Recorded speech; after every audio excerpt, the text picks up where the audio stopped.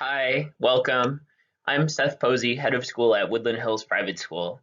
Today, I'm going to be taking a few moments to walk you through our 2020 action plan. We're going to be talking a little bit about where the school's been, where we are now, and where we're going in the future. Enjoy. Our conversation is going to be couched in the WASC accreditation process. But at the highest level, what that really means is being able to talk about how everything we've done over the last 6 years since our most recent accreditation renewal aligns with the values of our school and is good for kids. And also being able to share with you some of our plans for the next 6 years and beyond. And so when we hosted our parent talk about this last week, we started by looking at a list of evidence. These are some of the items that are already linked in the report that our committee is looking at. This is linked below the video so you can see a more detailed list. But again, at a high level, this is looking at the kinds of resources that we have for parents and staff, student assessment data, how do we know the kids are learning, parent survey data, which is something that we'll address in more detail in this conversation, and then some of our future action plans. None of this is top secret, but because some of these items are in process, they may not all be things that you can read about on the website. So I'm excited to go through some of them with you today. We're going to be taking a look at the various sections that are part of the accreditation report. So these include the community profile, which is essentially a deep dive into who the students and families are that we serve. Student achievement information, so how do we know that kids are learning? We'll look at our progress report. This is an update on some of the things that we've done since our previous accreditation renewal 6 years ago. We'll provide some analysis of the program, curriculum, and some of our internal systems. And then we'll be talking about our action plan, some of the big overarching goals for the next 6 years and beyond. I'm going to highlight a few areas from the community profile that I think are important or that might even surprise you a little bit. One of those is student demographic information. So we're located in the community of Woodland Hills that's approximately 70% white, but almost half of our elementary population is non-white. And while I realize that's only one possible measure of diversity, it seems to be an indicator that we're attracting a more diverse student population than the community in which we're located. Something else that has ticked up a lot over the last decade is the gifted population in our program. And so we'll talk a little bit about why that might be, as well as some of the ways that the program has evolved and been adapted to meet the needs of these learners, but also in ways that are just good for all kids. We'll talk a little bit about neurodiversity and what that means and how we've adapted our program to meet the needs of different kinds of learners. We'll talk a little bit about why families choose this program, where they come from, where they go after they graduate. And then one thing I'm really excited to dig into a little bit more is parent perceptions. So looking at some of your answers on parent surveys and other forms of feedback and what we do with that information. Something that you might not always think about when it comes to a school and a program is the program really needs to be designed around the families that you serve. So if you think about this, it's kind of a chicken or the egg question, right? We're a private school, so we should be recruiting families that align with the mission and the program of our school. But that also means that as the student population or family population changes over time, we need to constantly ensure that this program is designed for the families and the kids that we serve. Every curriculum has pros and cons, and we can talk a little bit about what some of those are as we go through. But a big piece of this chicken or the egg question is we need to be able to know as a school who we are and who we're not. And we need to be able to help parents understand that too in the admissions process. We serve a diverse school population, and that doesn't just mean ethnic diversity, it means diversity in learning styles. And what we believe is that a carefully selected program can help make the learning accessible to all different kinds of kids. So just a couple examples. Words Their Way, which is the spelling program we use, uses more of a critical thinking approach over memorization. And we believe it's the best program out there right now for teaching spelling to all kids. but it's rooted in Orton Gillingham strategies, which it turns out are the strategies used to teach kids who have dyslexia. Another example, when we selected Singapore Math and some other aspects of our program, we really liked that there was reduced transfer. So kids absolutely have to learn to read and write. That's not negotiable. But in our math program, for example, there are a lot of tools for reducing the amount of transfer. So kids aren't just copying information over. Instead, they're using their brains and their critical thinking. Similarly, when we've gone to this more inquiry-based approach in preschool and elementary, it's because we know we can get more out of kids if we really develop the lessons and units of study around their interests. And in fact, this is one of the top best practices for gifted learners, but it's good for all kids. What we understand is that most kids, whether they're gifted or dyslexic or whatever else, may be strong in some areas and not as strong in others. And that's part of the reason why we do so much goal setting with kids, because we want to understand their individual strengths. We also need to have a very specific plan in place to help them in the areas where they're not as strong. One of the things we really dig into in the community profile is parent survey data. So 3 years ago, we standardized the questions in our end of year parent survey so that we could look at progress over time. And we start at the very highest level. Would parents recommend us to other families? I'm excited to share that there is some good growth in those areas, but there's still some parents who say they maybe disagree or strongly disagree. And I have to tell you, those parents are often the ones that have really valuable feedback for us. But what we find more often than not is that if there are families over here, and there'll be a few of them as we go through the survey data, most of the time it's not because our program failed them, it's because there was some kind of a values mismatch, or they didn't really fully understand what our program was all about. And that's something that we're going to try to address even more in our action plan as we go forward. We're going to dig through some more of that parent survey information together now. But what I want to point out to you is there are 3 areas that we feel if we do an extraordinary job in these areas, it will continue to improve the parent satisfaction. And so these have to do with graduate preparedness, getting kids ready for everything that's going to happen after they leave our program, being responsive to our parents. And there are a couple ways that we're really striving to do that and then measure the results. And then also really serving as experts on child development. And so there's a couple of survey questions that help us measure how you think we're doing in these areas, and we'll look at those together. So as we go through these next few slides, you'll see a lot of these data points that we think really will help to shift even more parents to where they strongly agree or strongly understand what our program is doing. On this particular slide, looking at graduate preparedness, we did look at a lot of the parent comments in this center section where they didn't have a strong opinion one way or the other. And most of those parents indicated that was simply because they had not experienced a transition yet from preschool to elementary or from elementary to middle school. I would love to see this number over here grow even more, but what we see is the majority of parents really do understand how well prepared our kids are when they leave our program. We've opened up a lot of new channels for parent engagement and information sharing, such as intake conferences and student-led conferences and some of the parent workshops this year. But how responsive do you feel we are when you bring up a concern about your individual child? There's a general growth trend here, but it's something that we're continuing to work on. Developing kids' critical thinking skills. Again, you know we're shooting for 100% over here, but an overwhelming majority of parents feel that this is a strength of the program. Proactive communication about how your child is doing. This is a really important value of our school. And I think as somebody who has taught in other public and private programs, I do feel that our parents get white glove service in this area. What shows on the survey is there's a general growth trend, but it's something that we're really going to continue to work at. Everyone in our school shows caring and respect and trust toward one another. Again, 100% would be the goal, but we see consistent growth year over year. So we're pleased to be able to share that with you. Teachers understand an individual child's needs and have all the tools to support that child's growth.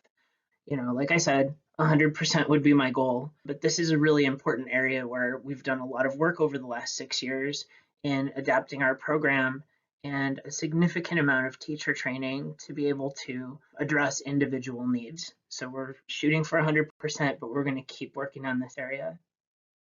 Appropriate opportunities for parent involvement. This, again, an area where there's been good growth. And in fact, some of the feedback that we've gotten in this area, for those maybe who didn't strongly agree, there were parents who said that they wish there were more opportunities to stream or remotely participate in some of the school events because they have busy schedules. And so that's one of the reasons why we're doing our little screencast today. It's one of the reasons why some of our teachers have started Facebook Living things like publishing parties. So we're going to continue to work on this area. School nurtures children's self-esteem. Again, good area of growth over the last 3 years. I think this is a core tenet of our program. We're not trying to build hubris in kids. We're trying to build a genuine understanding of their strengths and areas to work on, which should in turn develop their self-esteem, but it's an area to celebrate some growth. How do parents feel about the social groups for their child in our program? As with some of these other areas, there's a general growth trend. Sometimes parents may comment about the makeup of an individual class, but that's something that we really strive to promote is healthy social groups. And a lot of the ways we do that are through the social emotional curriculum, like the responsive classroom. So just to try to interpret or understand perhaps some of the reasons why we've grown in some of these areas of parent satisfaction, I think one big reason is a lot of the curricular changes that we've made over the last few years. The adoption of Singapore Math, that Words Their Way program that I was talking about, the whole balanced literacy approach, which we'll touch on just a little bit more. Emergent learning in preschool, so designing those thematic studies around what the kids are the most interested in. Inquiry learning, teaching kids how to be researchers. A lot of this really comes down to teacher professional development because so many of these programs are about the software. It's not about cracking open a textbook. It's about having the right methodology to work with kids. And then we've always taught social emotional skills, but having a structured SEL curriculum, that's something that we've really brought in over the last 6 years. And I think almost of equal or more importance to the program is the communication about that. Because remember some of those 1%ers that said, maybe they weren't so satisfied with the program? Well, a lot of it had to do with whether they really understood the value of what they were getting. And so some of those, parent engagement and communication pieces that we've added in are these grade level orientations, which will be coming up in April every year, teaching you about what to expect from your child, not just the curriculum in the year ahead. We've geared a lot of our parent workshops around the needs of this community. Over the last few years, we've shifted our newsletter from just sharing information about what's coming down the pike to really being a tool for parent education. We launched student-led conferences in TK through 5th grade. We're one of the only schools in the area that I know that does a round of parent-teacher conferences before school starts in the fall. We already know the curriculum and what we plan to teach kids, but we really take that time to listen to you as parents and hear from you some of your hopes and goals for the year ahead, because we want to infuse your hopes and goals into this program. Our tours, if you've been on a school tour recently, we go to great lengths in the tours to really make sure that parents know what this program is all about and what it looks like before they sign on. And we've adopted or launched a really enhanced process for middle school counseling, which includes one-on-one counseling, a panel discussion, and a network of about 30 middle schools that our kids generally go to. Why do parents choose this program? And it's interesting because we are an advanced academic program, but most parents tell us that they're choosing this program because of the balance. In fact, even those families that are coming from other gifted programs where it's all about academics, they're telling us they're choosing this program not just for the academics, but because there's actually balance. And that seems to be backed up by what you say at the end of the year survey. So looking at other areas of parent satisfaction, the majority of parents feel that they're getting a good value for tuition dollars. If you happen to be a mathematician, you might have noticed that the numbers add up to slightly over 100% on this slide. This was one where parents were able to check more than one box. So there were some parents that maybe checked 2 boxes. But nevertheless, the majority of parents feel that the program is a good value. Similar to what I said previously, though, of course, we wish these were zeros over here, but these 1 or 2% who don't feel it was a good value, more often than not had to do with a values mismatch or parents just not really understanding some of the things that we're doing as a school. And so when I talk about changing the way we do tours and onboarding parents, we're hoping to address this and shift more folks to really understanding what they're getting and ultimately feeling that it's a good value. And then within that community profile, we also asked the students some questions. And so just to share with you a little bit about their responses, we don't feel like kids are going to be able to learn if they don't feel safe. So that was one of our first questions for the kids is, how do you feel at school? It looks like all students feel that school is a safe place to be. Strong majority of students either agree or strongly agree that they enjoy coming to school. And then these 4% down here, that's something that we took a little bit closer look at as to why those students might be feeling that way. This one connects a little bit with the parent question about teachers really understanding the children that they teach and child development. The majority of students feel that their teacher really understands what makes them tick and what they're good at and what they need to work on. All students seem to feel that they have sufficient technology and other resources to do the work that's being asked of them. This one was interesting. So we asked kids if they could find all the books that they really wanted in our leveled library. The library in our school is leveled according to Columbia's reading system so that we can match students to appropriate books for reading instruction purposes. And you can see it's not a huge number of students, but 14% said that they maybe couldn't find books that they wanted in the library. And when we dug into this data a little bit more, these tended to be upper grade students who were reading at a high level, in many cases far above their grade level. And what they seem to be saying is that there aren't enough high level books in the library that we consider to be appropriate for their age. And so that's something that we are addressing in our action plan for the next couple of years. So then we move into the next section of the WASC report, which is how do we know that the kids are learning? And I'm going to share some data points with you just to better understand how we track that information. So there are a lot of different ways that we track data to know that our students are making progress. The 3 up here that are in red, the reading levels, the words their way, and the writing pathways, those all relate to Columbia's literacy program. And so we track the actual reading level, how much students grow over time. We have spelling levels in our school because it's a developmental spelling program, and we analyze the student writing samples, which in fact can tell us whether students are writing at above or below grade level. We track their math benchmark tests over time. We look at their ERB scores. So students in grades 3 through 5 take the ERB, comparing them to other students in private schools across the country. There's 10 subsections on that test. We won't go through all of them, but know that that's another piece that we monitor. We use rubrics for assessing science and social studies projects. And then this last piece at the bottom is longitudinal data. So we have a lot of kids working above grade level, but not everybody. And what we really care about is, yes, we want to get every kid to the grade level expectation and beyond. But one of the things that we think is even more important than that is making sure students are growing.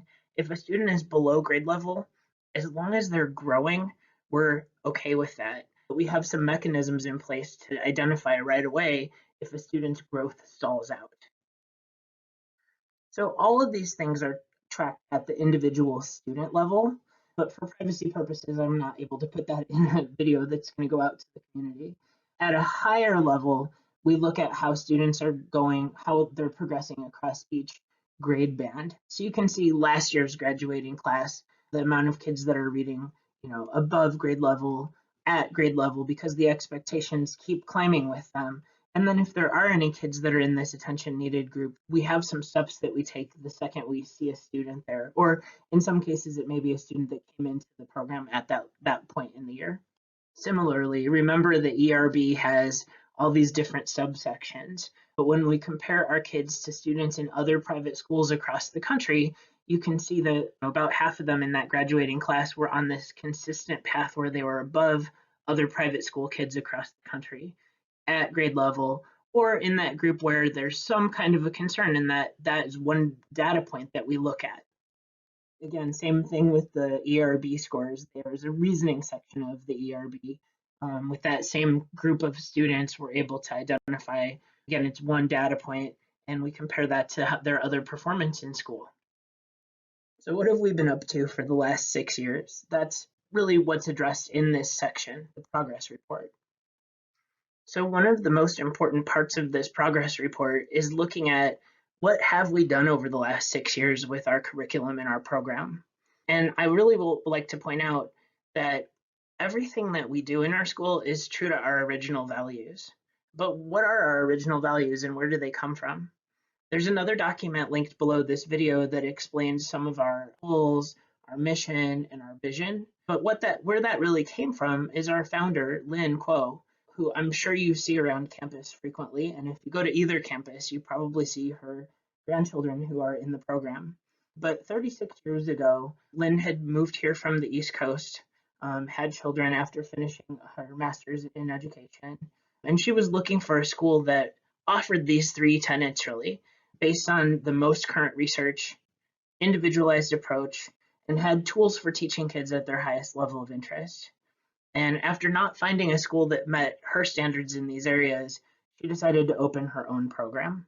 So when we look at the changes we've made, it's not that the program was bad until 6 years ago and now it's good. It's that educational research has changed a lot in the last 5, 10, and 15 years. And so some of the changes that we've made are to reflect the current research. And I'm excited to show you what those are.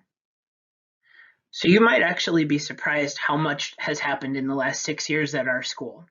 But to give you a little summary on some of the things that we've been working on, one thing is we've switched to a whole different approach to literacy instruction. And when we talk about the literacy program, it's, readers workshop, writers workshop, words their way, the new phonics program that came out of Columbia. And there's a lot of things that I love about this approach. But one thing is it uses what's called a learning continuum over textbooks. So kids have a lot of choice in what they're reading, but when they pull these books at their level, teachers are able to assess and drill down on exactly the skills that that child needs in order to move to the next level. It's a whole different way of teaching. So yes, there's books and there are teacher guides and some of those things, but it's so much more than just textbooks. It's really a whole approach to teaching and learning. We've adopted Berkeley's science program, the VEX IQ robotics program that we use in our 4th and 5th grade now. We launched Catalina and AstroCamp as overnight science trips for our 4th and 5th graders. We've developed the whole new animal and nature studies program that the kids do in Barnyard that focuses on ecology, husbandry, and then evolution and genetics. We're in the process of adopting Singapore math across all grades. We adopted the whole new approach to preschool with emergent learning, where the teachers are observing students, figuring out what they're interested in, and then building those thematic studies around their highest level of interest. And we've been working on inquiry-based learning, which is really teaching kids the process for being researchers. But just as important as the academic curriculum, and that's a lot for a school to do in 6 years, we've also made a big shift in student leadership. Leadership, I think, has always been a strength of this program for children, but we were looking at some research that came out on the leader in me, which was really adopting Stephen Covey's 7 Habits of Highly Effective People in a more age-appropriate way for younger children. And some schools across the country that have been piloting this have gotten a lot of attention because it's had such positive impacts on student achievement. And so JC Dexter and I, as well as some teachers, have visited other schools across the state that were using this model, and we've adapted it for the unique needs of our program. But just a few of the things that you're seeing in that regard. Students are setting SMART goals now for reading, writing, math, personal goals as part of the leadership notebook that they use. We really use this as a tool to unlock kids' potential, and it's a great motivational tool. We've expanded some of the more formal leadership opportunities for kids in our school. So now you'll see that the upper elementary students lead the winter and spring show. We have classroom greeters that will greet you every time someone comes to visit the school. We've shifted to a leadership committee approach instead of student council. So instead of some students getting to be leaders of everybody, kids get to choose leadership committees based on what's close to their heart and everyone has a chance to be a leader, not just some. We shifted to the student-led conference structure that we do twice a year. We give kids direct instruction on the 7 habits of highly effective people. We do bucket filling. If you haven't been at an elementary assembly on Friday, come join us one morning at 8 o'clock. Kids who got caught doing something awesome that week may get their name pulled out of the bucket just to get some recognition from their friends. And then we're in the process of launching a leadership badge program, which will be part of the students' leadership notebooks, where they can save, artifacts, and it's not for prizes, but they do get some recognition for different kinds of leadership that they have shown. But we weren't done there. We've adopted a more formal social emotional learning curriculum that comes from Responsive Classroom. And some of the components of that are morning meeting, which is basically a social skills class from approximately 8 to 8:30 every day in every elementary classroom. We work with the kids on identifying some of their hopes and goals. We do a lot of interactive modeling, which is kind of just a fancy way for saying that we do a lot of teaching of what's expected before we expect it of students. This prevents a lot of misbehavior and really helps us focus more on promoting positive behavior. Every classroom at the beginning of the year has a little constitutional convention where the kids come up with rules that they want to be governed by. They're not that different than the rules we probably would have created for them, but we take the time to get their buy-in from the beginning. Other practices that really come from Responsive Classroom but are just good teaching. Kids have a few minutes of quiet time after lunch where they can do choice activities. It's a small amount of time, but it helps them reset after coming in from playing and eating, so they're ready for their afternoon. Most classrooms end the day with closing circle, where they're able to, address certain areas if there's something that they want to work on together as a class, or take a few moments to reflect on what they've learned that day. Everyone on campus has been trained in positive teacher language. I will include a link below so you can read a little bit more about that if you're not familiar with it. And then we use logical consequences to hold kids accountable for the rules in school. And that practice comes from Responsive Classroom. Other pieces of the progress report, we've made a huge investment in technology over the last 6 years. So we've launched one-to-one devices with our 4th and 5th graders. For lower elementary, there are iPads in all the classrooms. We've launched a robotics curriculum. We've launched coding starting as young as TK in computer class. We've made major infrastructure investments to support this because we needed Wi-Fi to support that many devices going on campus at one time. And we've hired a wonderful technology integration specialist that not only works teaching computer class, but consults with the teachers on bigger projects. We've done a lot with the physical space. So you might remember, if you've been with us for a while, some of the preschool classrooms tended to be more primary colors. We've shifted to a whole preschool remodel to promote more of a natural environment. We leveled the school library according to Columbia's system and made the bookshelves movable so it could be a multi-purpose room. We've created more breakout rooms and breakout spaces for students to go with teachers so that they could have separate spaces for class sometimes as part of our individualized program. Again, if you've been with us for a while, you might know that we moved the preschool office, which used to be where my office is now, and it's now over in the breezeway so that preschool parents have more access to the directors. We are working on creating a Emergent learning resource room. That's what's in that attic up above room 10 at the Oxnard campus. But because there are not prescribed units of study in preschool, and instead the teachers are following the children's interest, we want to have all of these wonderful manipulatives available so that teachers can just know what box they want to go get and can pull it from this resource center. We've updated playgrounds. Some of you who go to Collins campus may know that we just went solar at Collins, and we've also made some changes to the parking lot. So as we sum up some of the things that are in this report, it's close to 200 pages, and I would love for everybody to read through the entire report when it becomes available later this month. But to sum up some of the areas of strength, the committee feels that we've made a lot of really wonderful curricular enhancements. We have a high level of teacher training. We've really expanded parent education in our school. You can see some of the areas where we've made gains in parent satisfaction, but we're not done. The whole social emotional curriculum that we brought in. We have a lot of tools that I've not seen in other schools to promote student leadership and personal development. A lot of the assessment tools that we've brought in are not just what's called summative assessments, where you sum it all up at the end, but rather formative assessments that help the teachers know, what do I do next with this kid or this small group? We've equipped the teachers with a lot of strategies to work with different kinds of learners. We have an organized and meaningful process for professional development. And if you do look at the report, you'll see some of the records and logs of different initiatives that we've been working on over the last 6 years. The committee feels that we have good collaboration among stakeholders. We know that we have really supportive parent associations, and we've launched a lot of new channels for parent engagement. And so, to try to sum up some of the areas for growth and things that we're going to be working on, and I'll get more specific on the next couple of slides. The areas for growth. We've launched inquiry-based learning in our school, but we feel there are more steps to come. And that's something that we're going to be working with our teachers and our students on.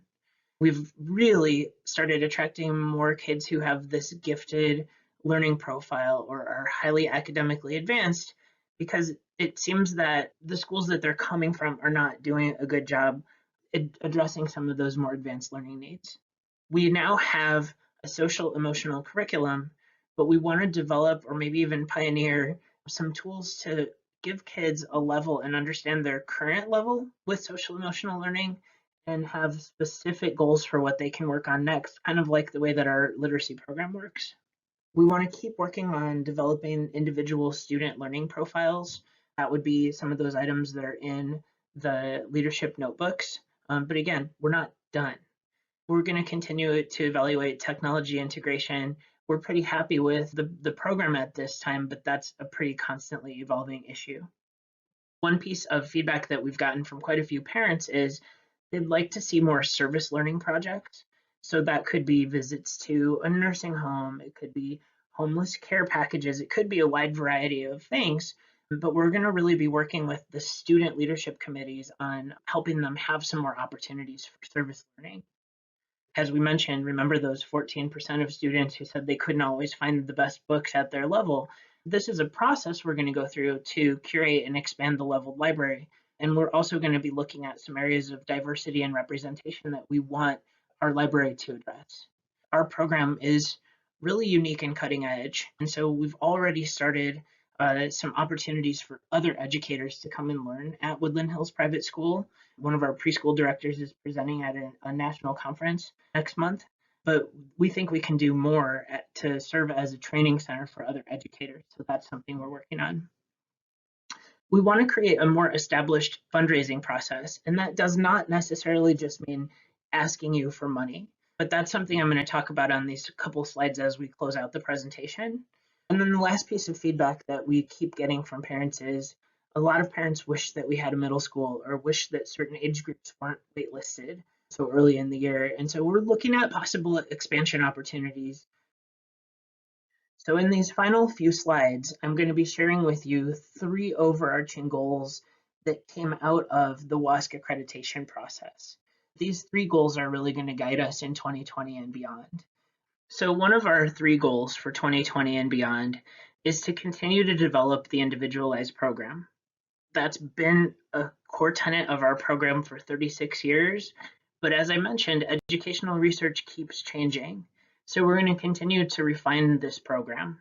But an important piece of that, again, is helping our prospective families and our current families understand what that is and what it's not.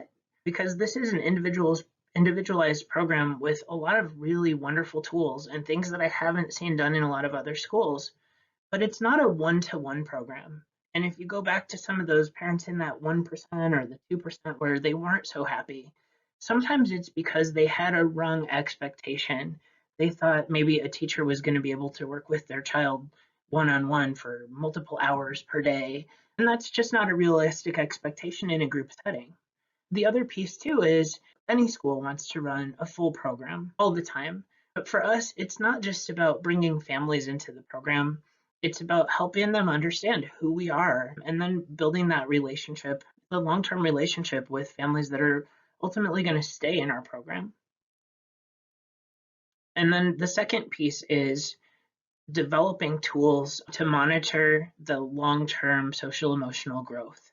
I think that our social emotional learning program is one of the strongest that I've seen, but there are very few schools that have a system for tracking data, as I previously mentioned, and then knowing exactly what to do with that student next so that they all can have clear social and emotional goals. So we're working to develop an assessment mechanism and a way to report that information to students and parents. In the previous school year, 2018-19, the maker of the SAT did a pilot study that our children participated in that is one way of assessing social emotional levels. And within the report, there is a link actually. It won't show the individual student level, but you can see by grade band some of the areas and how the students assessed according to this pilot study. And then, of course, that other piece is we feel that if we're doing these things really well, we can serve as a training center for other educators. And then lastly, on some of the overarching goals, there are some strategic enhancements that we're already planning to make.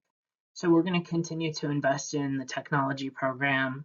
We already know that we want to augment and really work on curating our leveled library. But there are some areas where we can use partnerships to make the school even better. And so what we've found over the years is sometimes parents really want to help out in a certain area. And so we're going to be opening up some opportunities for parents to partner with us on those initiatives. And then one that you'll probably see coming over the next few years is Party Book. This is something that some other schools have started doing where families can sponsor special events or host a fishing excursion, a wide variety of things, and they do it more as a way to help support the school. So the family may sponsor the event and tickets are sold for the event, but then the funds actually can go back to enhance the program.